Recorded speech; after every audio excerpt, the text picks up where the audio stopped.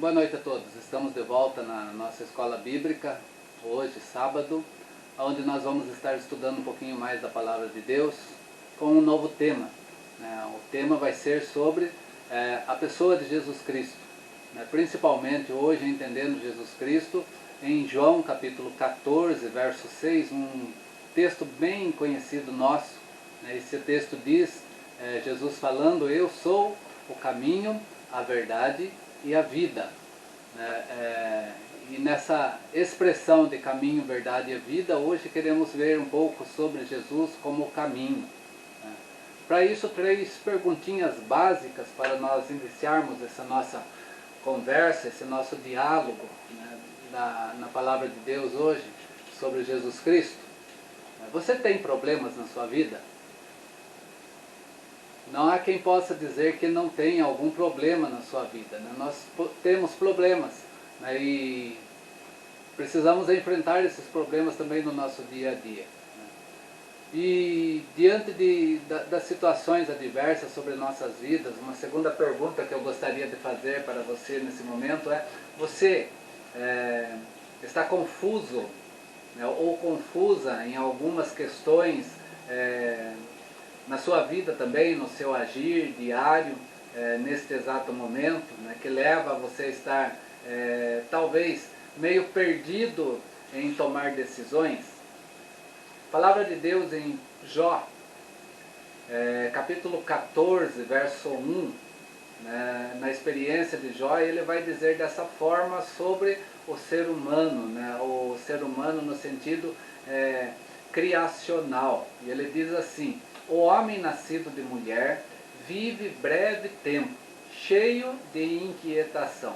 Por isso essas perguntas: você tem problemas, você está confuso em alguma situação, está perdido em tomar decisões. E Jó, ele vem falar aí, o homem que nasceu de mulher, ou seja, o homem carnal nesse sentido de ser natural, não no sentido carnal espiritual, mas no sentido de nascimento mesmo, aquele homem natural.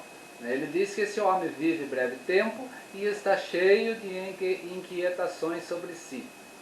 E essas palavras que foram ditas há milhares de anos atrás expressam muito bem para nós o sentimento de muitos dos que vivem hoje em dia. Mas diante desse dilema, dessa celeuma que nós vivemos, diante dessas questões, nós podemos entender o quê? Há uma saída para as nossas vidas, para os nossos anseios, para os nossos temores, e essa saída é Jesus Cristo. Jesus mesmo disse, o texto que nós acabamos de falar aqui, vem dizer, Jesus falando: eu sou o caminho, eu sou a verdade e eu sou a vida.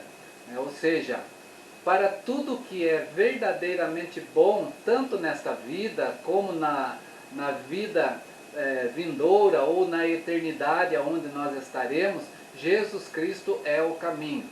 Seguir Jesus como o caminho significa mais do que apenas louvar a Cristo com os nossos lábios, expressar nossa gratidão através de sentimentos. Seguir a Cristo como caminho é muito mais do que isso. Porque Jesus mesmo declarou, e ele deixou registrado nas Escrituras Sagradas, Lucas, o evangelista, ele vai escrever no capítulo 6, verso 46, Jesus falando: por que vocês me chamam de Senhor e Senhor e não fazem o que eu mando a vocês? Por quê? Porque Jesus é muito mais do que apenas essa expressão religiosa, nesse sentido. Jesus é o caminho para todas as questões da nossa vida. E ele deixou o quê? Ele deixou para nós diretrizes, ele deixou para nós mandamentos, ele deixou para nós a forma de nós vivermos bem sobre a face da terra e, em especial, de estarmos na eternidade. João ainda, capítulo 8, verso 31, Jesus ainda vai deixar mais claro aquilo que Lucas coloca no seu evangelho, quando ele diz: se vós permanecerdes na minha palavra, sois verdadeiramente meus discípulos. É Jesus falando isso. Se vocês permanecerem, ou se vocês viverem de acordo com o que eu falo, de acordo com o que eu mostro, de acordo com o que eu dou como caminho, trilha para as suas vidas, vocês são meus discípulos. Esse é o sentido de Jesus como caminho em todas as questões da nossa vida. A vida e o ensinamento de Jesus Cristo são encontrados para nós, e nós vamos ver isso bem claro, né, nos 4 primeiros evangelhos, né, ou nos 4 primeiros livros do Antigo Testamento, do Novo Testamento, que são os evangelhos Mateus, Marcos, Lucas e João. Ali nós vamos encontrar os ensinamentos de Jesus, ali nós vamos encontrar a vida de Jesus sendo mostrada. É certo que os outros livros do Novo Testamento trazem com certeza os ensinamentos de Jesus Cristo, né, pois ele vai revelar através do seu Espírito Santo, né, para nós entendermos melhor, né. Eu costumo dizer que o Novo Testamento ele começa com os evangelhos e depois as cartas são uma releitura desses evangelhos que nós temos, e depois o livro do Apocalipse que vai trazer, né, um aprofundamento nessa questão de Jesus Cristo anunciado do Velho Testamento, que é confirmado no Novo Testamento através dos evangelhos. Por isso que os outros livros também do Novo Testamento vai estar carregados, cheios dos ensinos de Jesus Cristo, revelados pelo Espírito Santo através de homens que escreveram, que foram inspirados para escrever, né, como Pedro, como Paulo, como João, né, que nós vamos ver isso, né, e tendo a última revelação vinda do próprio Cristo, lá na ilha de Patmos, que ele deu a conhecer a João naquele momento. Por isso que Paulo escreve em 1 Coríntios, capítulo 14, verso 37, dizendo assim: se alguém se considera profeta ou espiritual, reconheça ser mandamento do Senhor o que eu vos escrevo. Olha a autoridade que Paulo coloca na sua escrita. Ele fala, se você se considera um profeta, né, que fala a voz de Deus, né, ou um espiritual, né, que está cheio da ação do Espírito Santo na sua vida, né, reconheça que o que eu escrevo, ou que o que eu estou trazendo para a vida das igrejas em minhas cartas, né, eu escrevo como mandamento do Senhor. Ou eu trago os caminhos de Jesus Cristo para a vida da sua igreja. Por isso, seguir Jesus como caminho exige para nós, cristãos, né, um estudo cuidadoso do Novo Testamento, né, e um esforço determinante na nossa vida, um esforço de querer viver de acordo com o que Ele ordena, daquilo que Ele manda, porque não adianta apenas estudar. A letra, pela letra, ela mata. A letra precisa do Espírito na nossa vida, e o Espírito vem nos convencer através da palavra de Deus e vai nos levar a agir daquela forma também. Por quê? Porque a fé precisa ser operante, né? Ela não é apenas teórica, não é só apenas a letra. Mas vamos lá então, continuando no nosso tema. Jesus é o caminho para quê? Jesus é o caminho para uma vida melhor. A nossa vida era morta. Nós estávamos nos nossos delitos e pecados e Jesus Cristo nos deu vida. E nos deu vida para uma vida abundante, transbordante, uma vida melhor. E Jesus declarou o propósito da sua vinda à terra, da sua encarnação, nessas seguintes palavras que está lá em João 10, 10. Lembrando que João 10, 10 está falando do falso líder que ensina e está mostrando Jesus Cristo como o bom pastor, aquele que de fato traz as verdades para as nossas vidas. E ele diz lá, e ele declara bem plenamente no capítulo 10, verso 10 de João, dizendo: eu vim para que tenham vida. Mas que vida? Vida em abundância. Não é uma vida apenas meramente que nós vivemos aqui, mas uma vida total, abundante, transbordante. Uma vida que vai nos conduzir à eternidade na presença do nosso Pai. Jesus, então, ele faz o quê? Já aqui na terra, ele providencia para nós essa vida melhor. Por isso, ele é o caminho aqui, que vai nos levar depois para a eternidade com o Pai. Mas ele já providencia essa vida melhor para nós. De que forma? Oferecendo a solução para os nossos problemas, né, que às vezes se tornam difíceis na nossa vida. Às vezes nós temos o quê? Insatisfações, às vezes nós temos medos, às vezes nós sentimos culpas sobre nossa vida. E ele vem para nós e oferece o quê? A solução para essas questões na nossa vida. Jesus não vai prometer e não vai oferecer para nós riqueza ou luxo terreno, embora, né, Deus fala que Ele nos abençoa com sortes espirituais e também materiais. Mas Ele vai fazer o quê? Ele vai nos confortar, né, e vai nos trazer uma mensagem do Pai amoroso, daquele que vem do céu, né, e que cuida dos seus filhos. Ele vem mostrar essa segurança que nós temos, né, que provém das coisas que nós necessitamos verdadeiramente.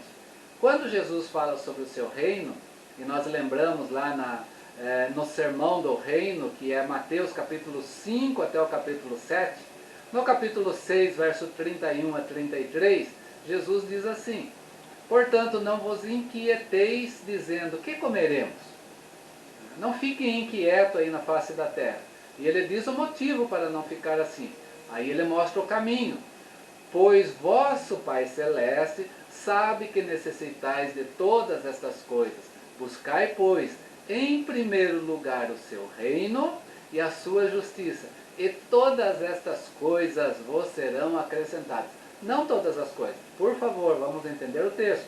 O texto dentro do seu contexto. Todas estas coisas.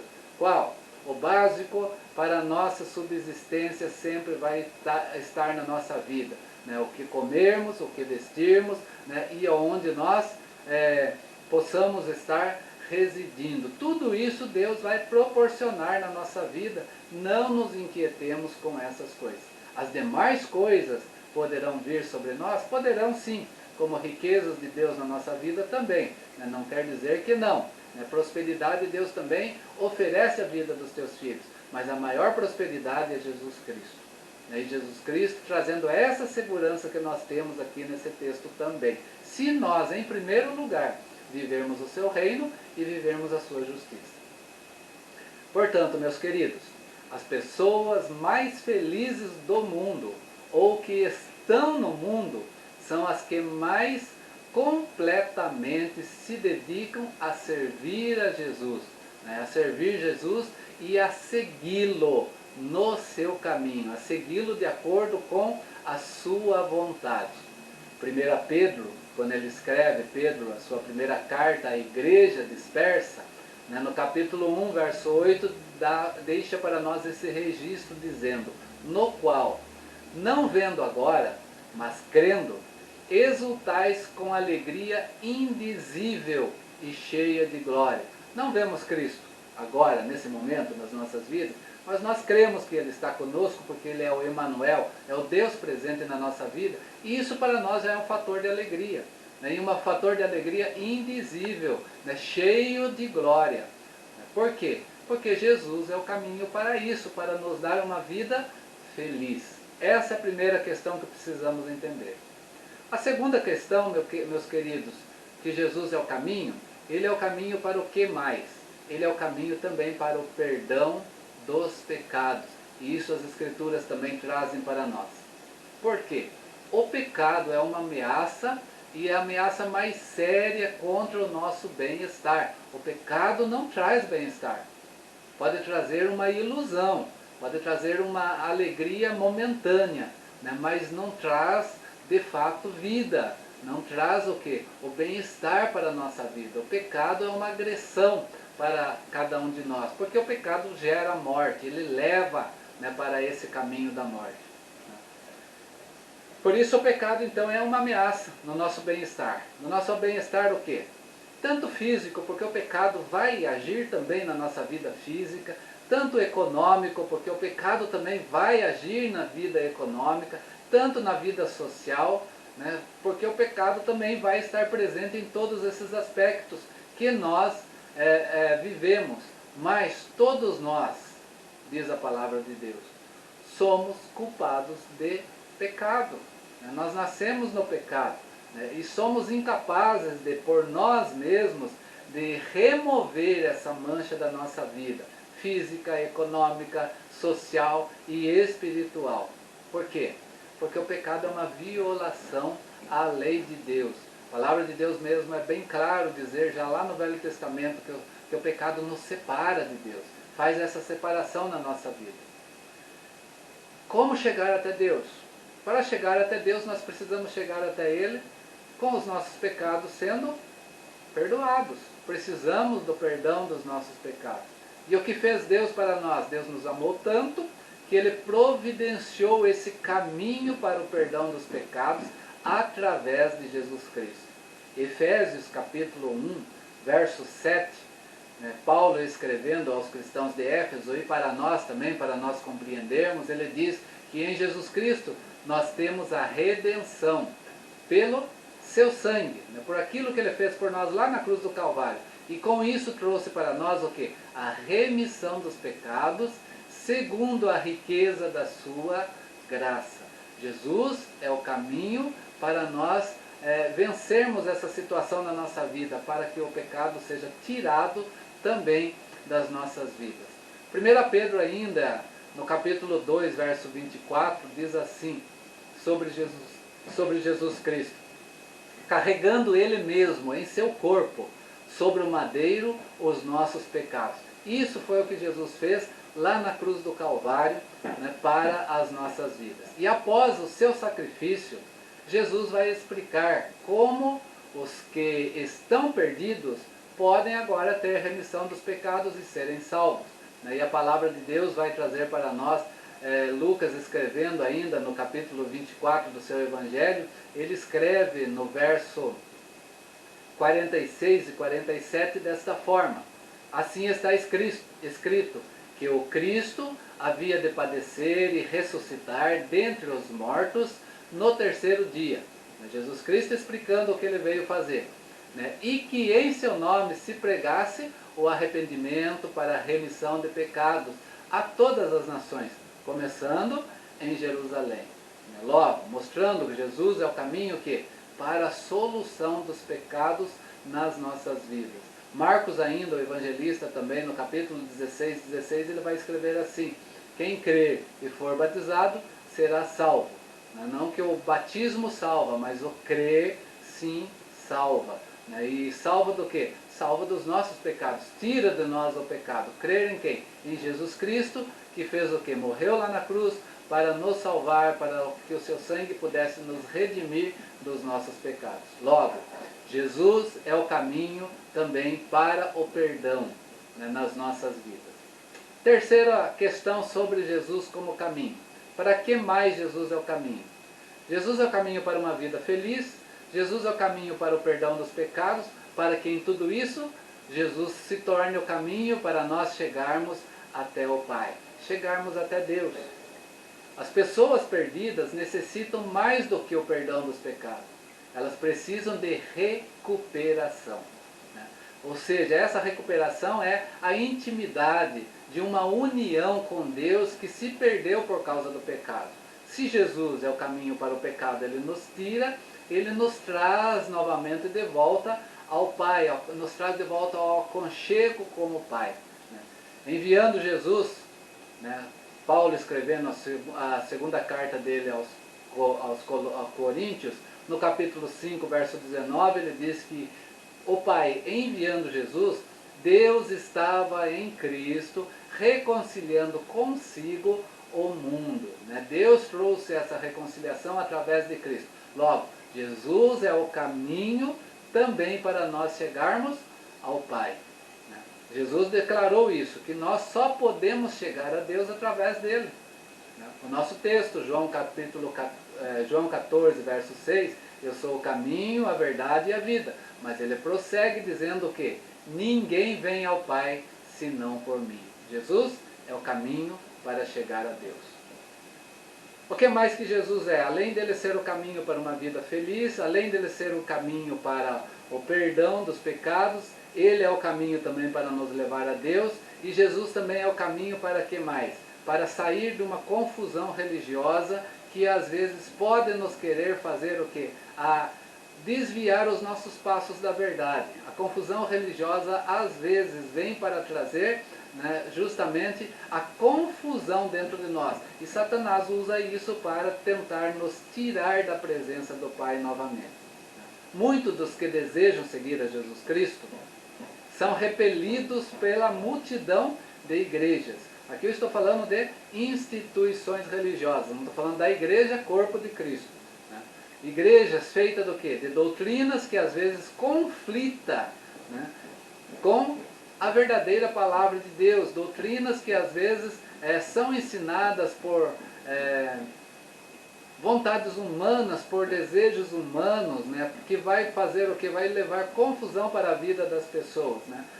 Paulo, quando escreve ao seu pupilo Timóteo, ele vai falar isso, né, que muitos iriam por filosofias vãs, né, por falsos ensinos, vindo para fazer o que? Trazer confusão realmente, para tirar-nos do caminho de Deus. Né? Mas Jesus é o caminho também para fazer nós sairmos dessa confusão. Por isso que ele fez esse convite lá em Mateus, capítulo 11, quando ele fala, ó, se você está cansado, sobrecarregado, né, sobre jugo pesado, e o jugo pesado aqui é jugo de lei mesmo, de lei e religiosidade.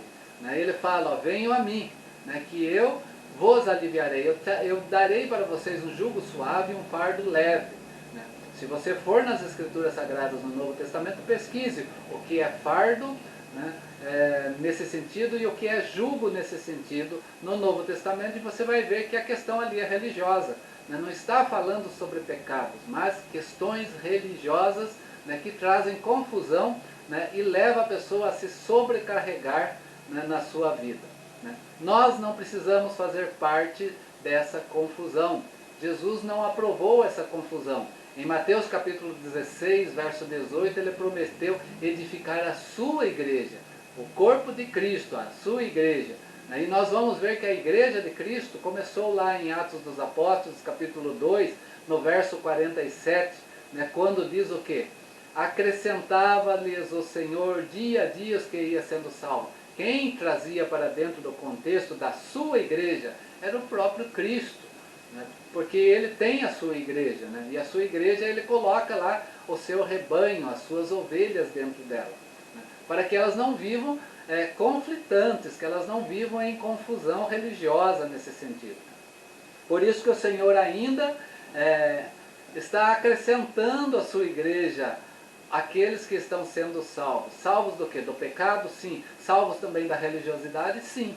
Né? Por quê? Para estar de forma plena no corpo de Cristo. Porque se nós somos salvos, nós estamos unidos à igreja de Cristo. Né? E unidos à igreja de Cristo, nós precisamos estar unidos com todos os que são da igreja de Cristo. Não pode haver confusão no nosso meio. Né? Isso não pode viver. Jesus Cristo mesmo foi categórico em dizer que um reino dividido não subsiste. Né? O reino de Deus ele é um só.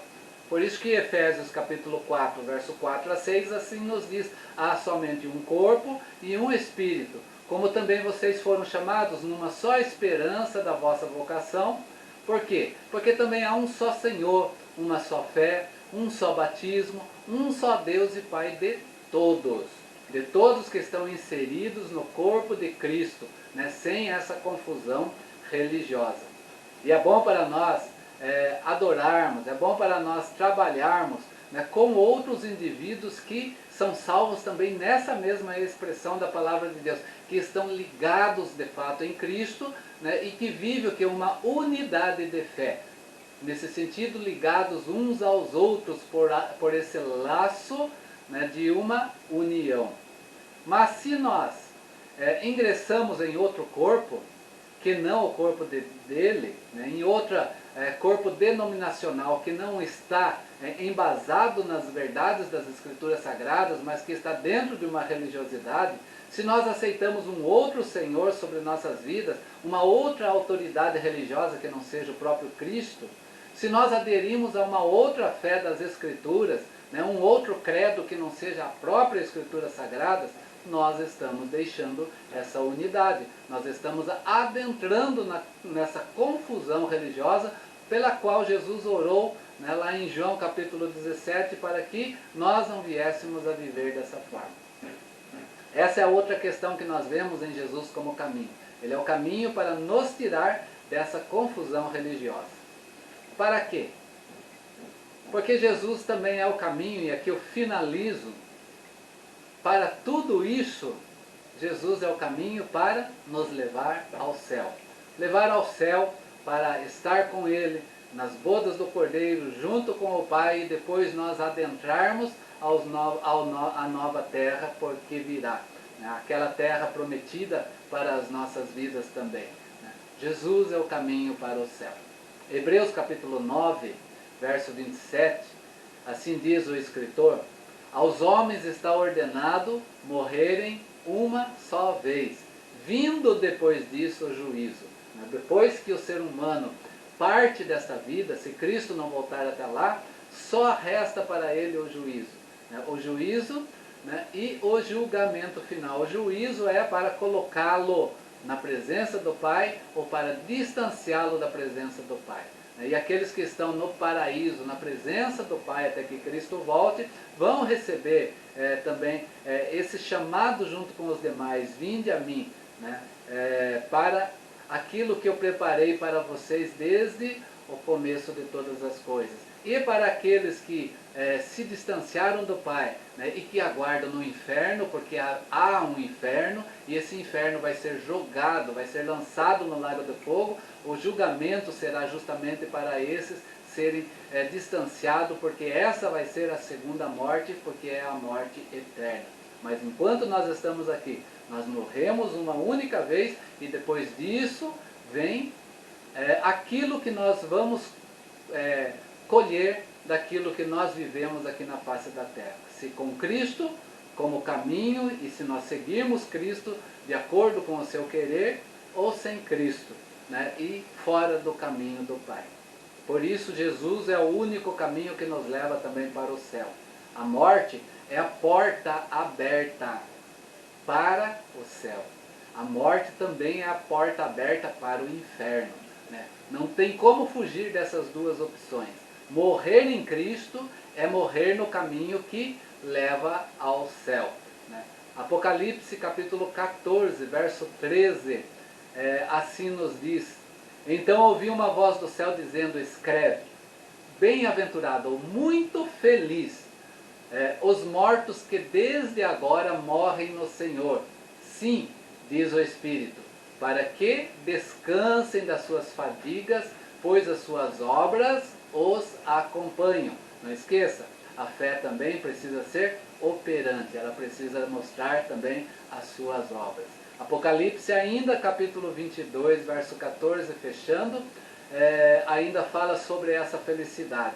Bem-aventurados, ou muitos felizes são aqueles que lavaram as suas vestiduras no sangue do Cordeiro, para que lhes assistam o direito à árvore da vida e entrem na cidade pelas portas. Essa é a felicidade que nós temos, porque Jesus também é o quê? O caminho para nos levar ao céu. Conseguiram entender aqui, meus queridos, por o que Jesus estava falando em João, quando ele fala: eu sou o caminho, a verdade e a vida? Só essa expressão caminho. Jesus é esse caminho. Qual o caminho? O caminho para uma vida melhor aqui e na eternidade. O caminho para o perdão dos nossos pecados agora, para nos reconciliar com Deus e nos justificar na presença de Deus. O caminho para estarmos com Deus, que havia sido perdido por causa dos nossos pecados. O caminho para nós não ficarmos confusos no meio de tantas filosofias religiosas que estão sobre nós, né? Para nós não enredarmos por ventos de doutrinas. Jesus é o caminho para isso. E Jesus é o caminho de tudo isso para o quê? Para nos trazer a certeza, a segurança de uma eternidade no céu, na presença plena com o Pai, na presença plena com o Espírito Santo, na presença plena com Jesus Cristo. Isso é o que reserva a todos aqueles que recebem Jesus como o caminho para a sua vida e vive os seus mandamentos, vive o seu querer. Espero que tenham compreendido sobre esse tema inicial que nós queremos falar sobre Jesus. Jesus é esse caminho, né? E que esse caminho seja o seu caminho, seja o seu trilhar, seja a sua disposição aqui na face da terra. E com certeza há um céu para a sua vida. Porque aqueles que estão fora do caminho de Jesus, com certeza existe o inferno também para a sua vida. A nós né, cabe estarmos trilhando de acordo com a vontade de Deus. Que Deus te abençoe, te fortaleça, que o Espírito Santo possa completar o ensino dessa palavra na sua vida, né, esse ensino que vai estar lá no nosso site, revsaulo.com.br, para você rever novamente, né, que também neste resto de noite Deus esteja também fortalecendo a sua vida. E amanhã, dia do Senhor, né, que Deus também te fortaleça, que você possa viver esse dia de descanso, né, também no Senhor, né, entendendo a grandeza de Deus sobre sua vida nesse dia.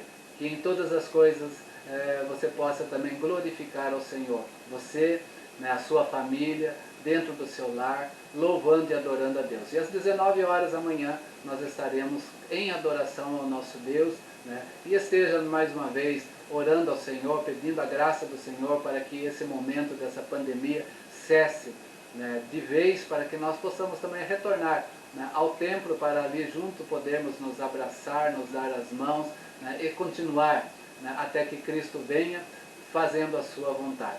Deus te abençoe e te guarde e te proteja sempre.